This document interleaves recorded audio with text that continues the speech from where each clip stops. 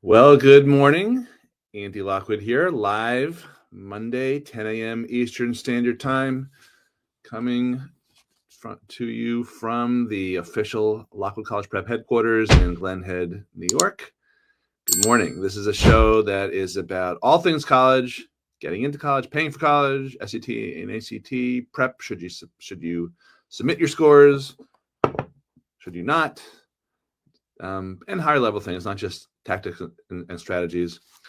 Today, I wanted to talk about some strategic considerations, specifically the college list, and even more specifically, does your college list suck? Do you have a bad college list? Or are you in the process of making a bad college list? So before I get into that, if you are joining us live as opposed to listening to it on our Top 5 College Planning podcast, you can join me in a synchronized sip.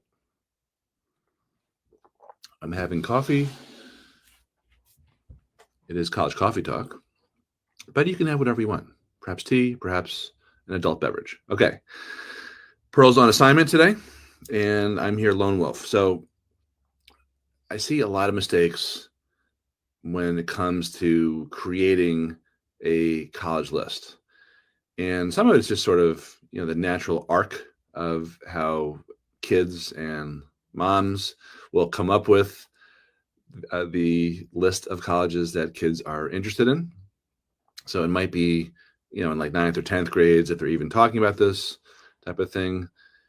The discussion could be along the lines of, well, we're looking at Princeton and Brown and Yale, and our safety schools are MIT and Duke. Then when you get a little more serious about the process, you might start using a tool that the guidance counselor or your school counselor at your public or private school uses. Typically, that's something called Naviance. It could be something called Score or Squire, but I pronounce it Score, SCOIR. There's other things out there too, but those are flawed. And one of the main reasons that they're flawed is that they don't factor in the same considerations that that admissions officers and admissions committees factor in when they are evaluating candidates for college. So if you're using Naviance, I'll just take that as an example because that's the most commonly used software. What Naviance does is handicap your kid's chances of getting into a particular college based on three things. Number one is your child versus other kids from your high school who were admitted. The second consideration is your kid's grades, and the third consideration is the SAT or ACT scores that are currently posted in Naviance, which is updated manually by school counselors and not always on time. Here's the problem. Admissions officers will not look at just this narrow sliver of competition from your high school. They're comparing your kids versus everyone from all over the country. There's also international students, but let's set those aside for purposes of today's discussion.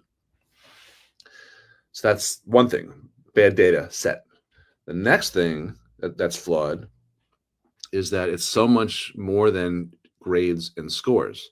There are anywhere from 20 to 25 factors typically that admissions officers will consider. Some of them, spoiler alert, are not particularly politically correct. So if you don't like hearing stuff like this, you should tune out. But I just want to lay it out for you right now. For those of you who are strong of stomach and iron-willed and can handle the truth, okay?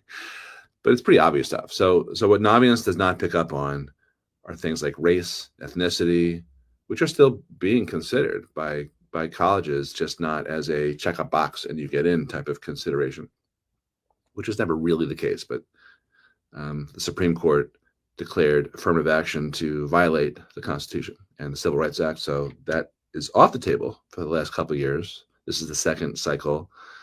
Interestingly, last cycle, the past calendar year for kids who graduate 2025, it is unclear whether that decision has suppressed diversity or increased it because some schools report the former, some the latter. Anyway, Legacies are also given a little bit of a thumb on the scale. So too are people whose parents work at that particular school, professors' kids, for example, whether you apply your own decision or not, whether you've had a hardship, so there's all these, and extracurriculars in general, like how strong are they, how impactful, what type of leadership do you have, what type of volunteer hours, right? So all that stuff is ignored by Naviance just because it doesn't have the capacity to do that. So a lot of times what I hear about in terms of feedback from clients is they looked at the scattergram, that's the clump of people who were admitted to a particular college from your high school. And there's a plot that, I think the vertical axis is GPA and the horizontal axis might be SAT or ACT score. It might be the other way around, but there are two axes, the X and the Y, and that's what they're considering. And there's a lot of people sort of in the clump, but then you see some strays, someone with a really low SAT score got in somehow, or someone with a really low GPA got in. And then the other way around, people with super high GPAs and scores SAT or ACT scores did not get in. And the explanation for that is usually because they are special categories. So the reason that someone with lower grades and lower scores got into a competitive school could be because they were a soccer recruit or a lacrosse recruit or an underrepresented minority or something like that.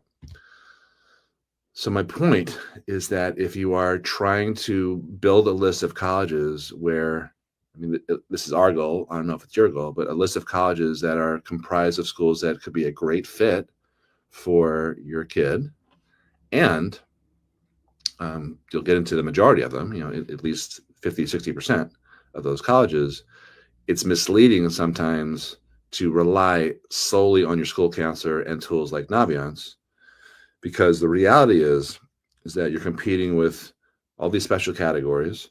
And the second politically incorrect thing I'll share is that those special categories, like the lacrosse or soccer example I gave, they tend to drag down the average median of, the median, I should say, of SAT and GPA, because they have lower GPAs and scores overall. I say this, I talk about this stuff a lot. Occasionally people take exception. They say, oh, well, my child's Latino and she had a 36 on her ACT. And I'm like, okay, great. I'm just talking about averages. I'm not talking about anyone's specific child. And the implication here is, just to connect the dots, is that if you are not a special character, special type of category, if you're not an international student, you're not a recruited athlete, an underrepresented minority, etc., if you're the plain old white boy or the plain old Asian girl or Jewish kid, or not a favored category, then to be safe, you need to be above the median GPA and the median SAT or ACT, instead of falsely relying on the averages that bake in all this stuff without you realizing it. I think this is the number one reason why every spring kids get really bad news from schools they thought they were a slam dunk to get into, or a lock to get into, and that's what they were told by, or maybe implicitly told by their guidance counselors. It's because either they don't know about this special categories and how they weight the applicant pool, or more likely they do know, but they're forbidden to talk about it because they would get fired, or the teachers' unions would object, or all these political things. I don't know. So my preference is to tell you, don't stick your head in the sand. Understand that these are the rules of the game, and build your college list so that you get into most of them and you understand the actual playing field, not just the sliver that you're told about. We had a question in a workshop that we did recently. We've been running local workshops here in Glen Head. We just started doing them in our new office in Boca Raton one time. And the question that came up the other day was, well, our guidance counselor says we can only apply to 12 schools, or it might have been someone else on the internet besides us, but less credible. And our response, first Pearl, my wife's response, and then later mine, was that 12 is in the abstract, 12 is a fine number. But if you're applying only to aspirational schools where you have, let's say a 2% or 10% chance of getting in, 12 is a very low number. If you're applying to every Ivy plus Duke, Stanford, MIT, Amherst College or something, that 12 could be over 12. The other consideration, which I'm not going to dwell on here because I want to make this a short episode, is that it's good to get into a lot of schools and have scholarship offers from a lot of schools, because maybe you can use that scholarship offer from a school you're not really interested in going to as leverage against an offer from a more desirable school. Because many times colleges will not give their highest and best offers initially. And I think this year coming up for 2026 grads will be a great year for negotiating. I'm actually licking my chops and looking forward to it, because colleges are facing a few different factors that are going to be very challenging for them. Number one is that there are fewer kids applying to college this year compared to last year, at least in terms of high school grads. We peaked at 3.9 million last year.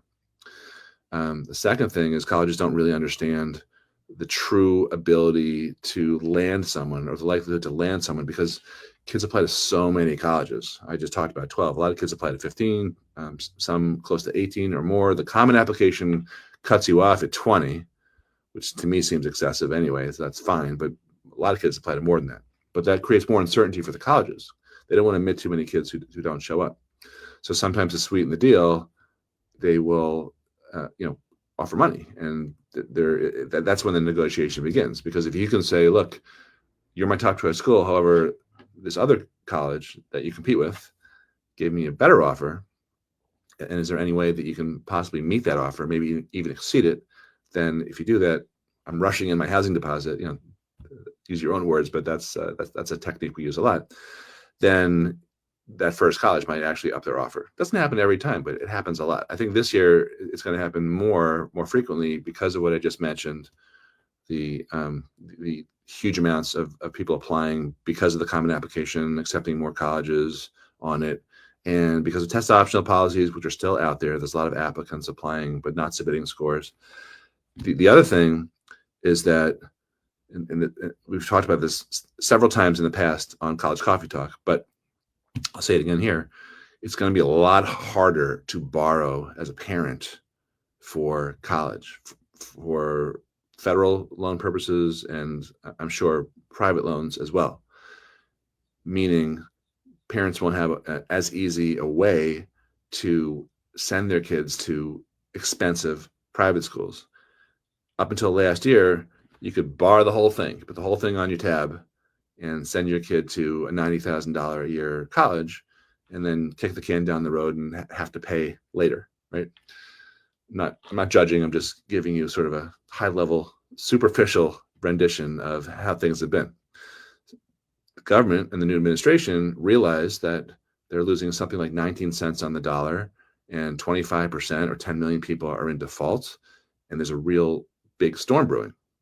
So they turned off the valve, they turned off the spigot, and you can no longer borrow the whole thing for college. Instead, as a parent, you're capped at $20,000 a year, max, for 3 years.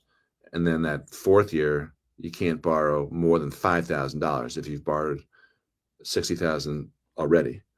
So it's a maximum of $65,000, no more than $20,000 a year for at least the first 3 years. So what that's going to mean is that colleges won't be able to enroll as many people before with this third-party payor system. And I think that's going to cause them to negotiate even more.